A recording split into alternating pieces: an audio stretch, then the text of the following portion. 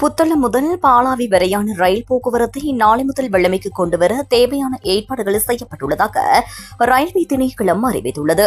டெத்வா புயல் காரணமாக நாடு முழுவதும் பல ரயில் வீதிகள் அழிவடைந்திருந்த நிலையில் நீர்கொழும்பிலிருந்து புத்தளம் வரையான ரயில் வீதியும் கடுமையான சேதத்திற்குள்ளாகியிருந்தது.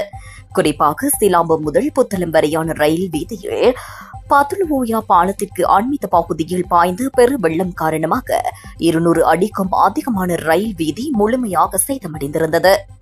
மகவெவ பகுதியில் கடுமையாக சேதமடைந்திருந்த இடத்தை சீரமைத்ததை தொடர்ந்து கடந்த நாட்களில் சிலாம்பம் வரை ரயில்களை இயக்க நடவடிக்கை எடுக்கப்பட்டிருந்தது.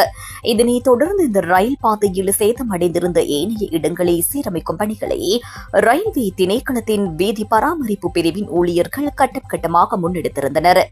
அதற்கமைவாக குறித்த பராமரிப்பு பணிகள் இன்றைய தினத்தோடு நிறைவடைந்துள்ளன.